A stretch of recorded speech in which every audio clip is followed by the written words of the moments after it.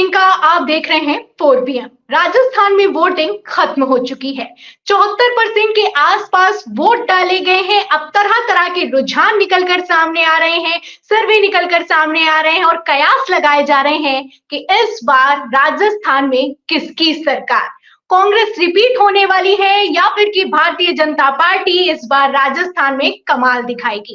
कई तरह के सवाल खड़े होते हैं और इन सभी सवालों के जवाब के लिए हम आपको लिए चलते हैं 4 पीएम संपादक संजय शर्मा जी के पास, जो कि राजस्थान पहुंचे हुए हैं, लगातार चुनाव को कवर किया है और अभी भी राजस्थान में मौजूद हैं। उनसे समझने की कोशिश करते हैं कि जब राजस्थान की नब्ज को टटोला तो क्या निकलकर सामने आया। सर, आपको क्या लगता है कि राजस्थान का अब वोटिंग खत्म हो चुकी है? आपने बूथों पर जा जाकर भी रिपोर्टिंग की, लोगों से बात की। क्या लगता है कि इस बार राजस्थान में किसकी लहर दिखाई दे रही है? शुक्रिया प्रियंका। और राजस्थान का तापमान इस बार बिल्कुल उल्टा है। मैंने राजस्थान के जब मेरी समझ में नहीं आया क्योंकि इतना घूमा हुआ चुनाव, इतना अलग अलग तरह का चुनाव। मैं पुष्कर गया, अजमेर गया, भीलवाड़ा गया और अलग अलग जगह घूमा, जिलों में घूमा, गांव में गया, कस्बों में गया, लोगों से बात करी, लेकिन तरह तरह की बात सामने आई। और मुझे बड़ी हैरानी हो रही थी कि कई जगह, पुष्कर जैसी जगह पर लोगों ने कहा कि वह यहाँ निर्दलीय बहुत अच्छा लड़ रहे हैं। मैं अजमेर शरीफ की दरगाह पे पहुंचा, वहां पर चला वहां निर्दलीय बहुत अच्छा लड़ रहे हैं। और मजे की बात यह, जब जयपुर में मोदी जी के प्रिय सांसद राजवर्धन जी के सीट पे पहुंचे तो वहां निर्दलीय ने सबके पसीने छुड़ा रखे थे। तो फिर एक नई ताकत समझ में आई राजस्थान की, जो लोगों ने बताया कि चाहे वसुंधरा राजे हो या फिर अशोक गहलोत हो, ये दोनों नहीं चाहते कि बहुत ज्यादा बहुमत से सरकार बन जाए।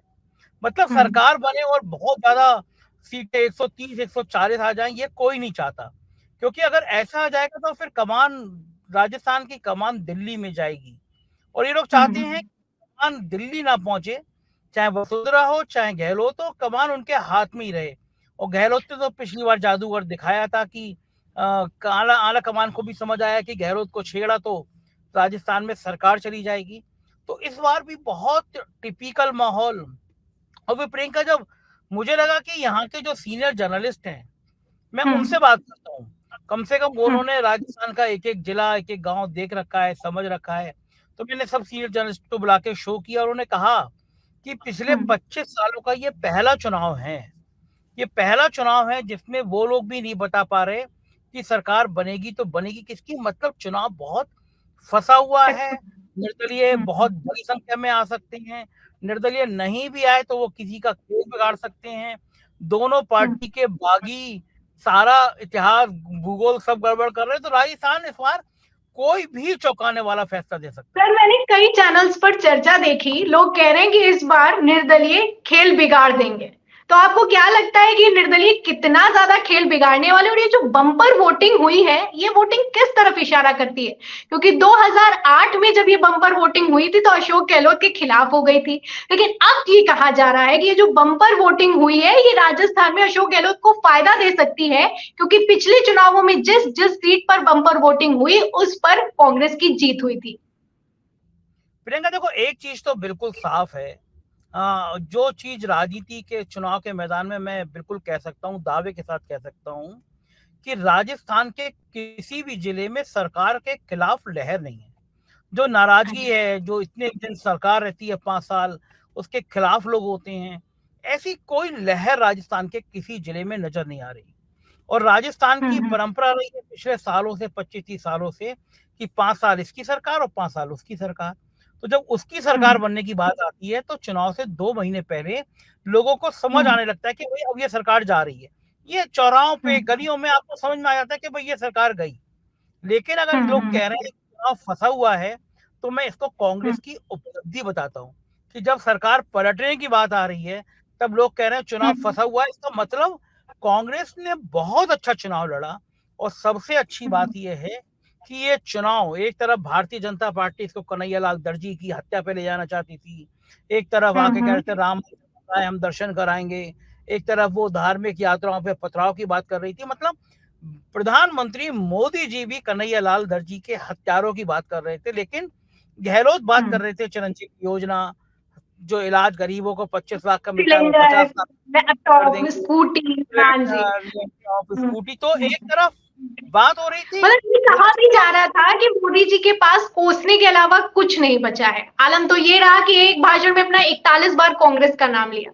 सर, मोदी जी का चेहरा चमकाने की इतनी कोशिश की गई, ताबड़तोड़ रैलियां हुई, खबरें तो यहां तक निकलकर सामने आई कि बीजेपी को लोकल लीडर्स पर भरोसा नहीं है, भारतीय जनता पार्टी मोदी जी को चुनाव प्रचार करवाने वाली है जिले जिले में। तो क्या मोदी जी का चेहरा इस बार कमाल दिखा पाया है? आपको क्या लगता है?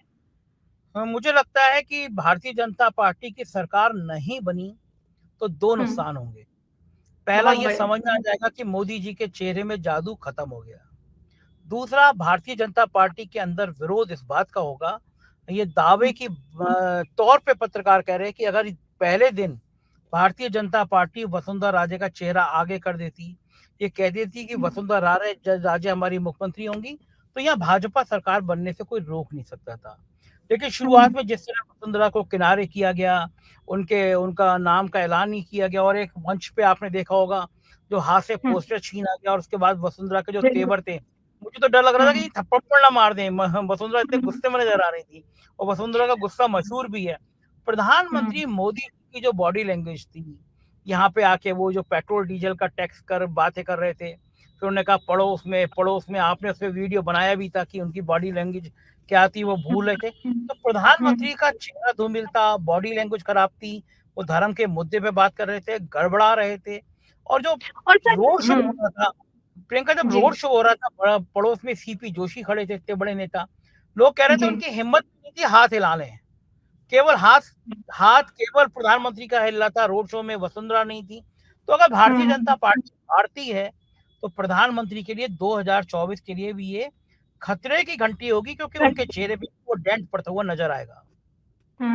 सर, जिस तरीके से वसुंधरा राजे को साइडलाइन किया गया, हमने लगातार खबरें चलाई, वो नाराज भी दिखाई दी, समर्थकों को टिकट नहीं दिया गया, किस तरीके से बीजेपी कार्यकर्ताओं ने बवाल किया, सारी खबरें निकलकर सामने आई। लेकिन अंत में डैमेज कंट्रोल हुआ, जहां एक तरफ वसुंधरा राजे को पहले मोदी जी के मंच पर बोलने का मौका नहीं मिला, लेकिन जो अभी तस्वीरें निकलकर सामने आई वोटिंग के ठीक एक दिन पहले, डैमेज कंट्रोल किया गया। एक तरफ राहुल गांधी ने सचिन पायलट और अशोक गहलोत का हाथ मंच पर उठाया, वहीं दूसरी तरफ मोदी जी भी वही करते हुए नजर आए। तो क्या ये जो डैमेज कंट्रोल करने की कोशिश की गई, क्या बीजेपी आला कमान को ये समझ में आ गया कि वसुंधरा को साइडलाइन करके ये लोग राजस्थान का चुनाव पार नहीं कर पाएंगे? क्योंकि आरएसएस ने भी कह दिया कि वसुंधरा राजे को साइडलाइन करके सिर्फ मोदी के चेहरे पर राजस्थान का चुनाव नहीं जीता जा सकता है। क्या ये समझते समझते बहुत देर हो गई? प्रियंका, ये स्थिति आ गई बाद में, और बड़ी पीड़ाजनक स्थिति थी। मुझे तो प्रधानमंत्री पर तरस भी आया। 72-73 साल के हो गए हैं। 72-73 का आदमी जो पिछले कभी कोई चुनाव नहीं हारा सालों से, उस बेचारे की, प्रधानमंत्री की हालत, बेचारा मैं इसलिए कह रहा हूँ कि उसकी हालत ये हो गई कि उन्हें वसुंधरा के बेटे का नाम लेना पड़ गया। तो जब प्रधानमंत्री झुके, पत्रकार ने कहा कि हमारे गांव की भाषा में कहा जाता है कि प्रधानमंत्री को घुटनों पे ला दिया वसुंधरा ने। तो फिर वसुंधरा ने भी जय मोदी के नारे लगाए एक सभा में। लेकिन रोड शो में वसुंधरा साथ में ना होना, ये मैसेज है लोगों में। बीजेपी का आला कमान का वसुंधरा के मुकाबले दिया कुमारी को खड़ा करना, पैरेलल बनाना, ये मैसेज देना कि भाई मुख्यमंत्री कोई और हो सकता है। इसका मतलब मोदी बनाम वसुंधरा का खेल बाद तक खत्म नहीं हो पाया।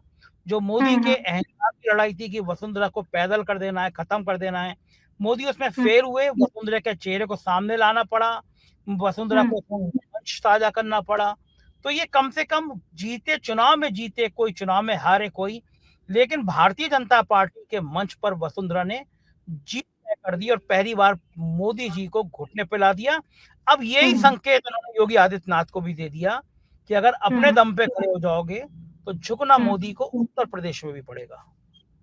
जैसे सर आपने कहा, आखिरी सवाल आपसे लेती हूँ, आपने बोला कि मोदी बनाम वसुंधरा हुआ।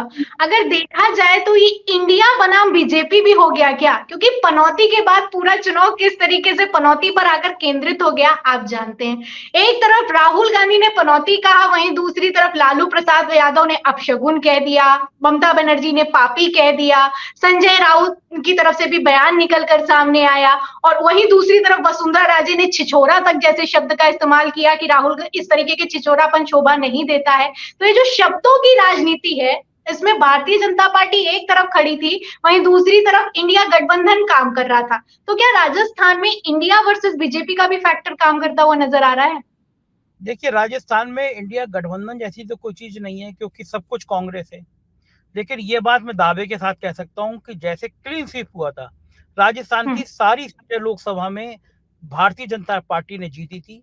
आज के माहौल में मैं दावा कर सकता हूं, अगर यही माहौल रहा, फिर से बालाकोट स्ट्राइक नहीं हो गई, फिर से पुलवामा नहीं हो गया, जैसे सतपाल मलिक डराते रहते हैं, फिर से राम मंदिर पे हमला नहीं हो गया, और मैं समझ नहीं पाता हूँ ये पाकिस्तान बीजेपी को फायदा क्यों पहुंचाता है। चुनाव से 2-3 महीने पहले एक ऐसी आतंकी घटना क्यों कर देता है जिसके बदले में भारत रिएक्ट करे और फायदा बीजेपी को मिल जाए। अगर ऐसी कोई घटना नहीं हुई तो ये तय बात है, लोकसभा चुनाव में राजस्थान में जो 2014 में हुआ, 2019 में हुआ, कम से कम वो 2024 में नहीं होने जा रहा।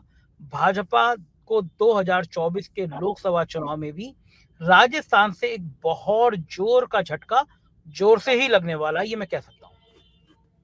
तो ये थे हमारे साथ संजय शर्मा सर। उनका कहना है कि राजस्थान के चुनाव जो उन्होंने कवर किए हैं उसमें उन्होंने पाया है कि राजस्थान में कांग्रेस और भारतीय जनता पार्टी की कांटे की टक्कर दिखाई दे रही है, और ये राजस्थान चुनाव तय कर देगा कि लोकसभा चुनाव 2024 में भारतीय जनता पार्टी का क्या होने वाला है।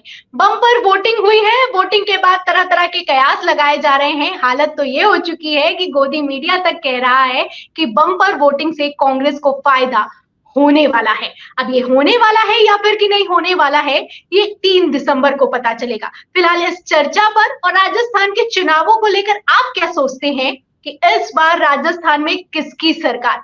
जो भी आपकी राय है हमें कमेंट बॉक्स में जरूर लिखें। वीडियो को ज्यादा से ज्यादा शेयर करें, सब्सक्राइबर बटन दबाएं, बेल आइकन दबाएं। तब तक के लिए धन्यवाद। फिर मिलते हैं अगली खबर के साथ।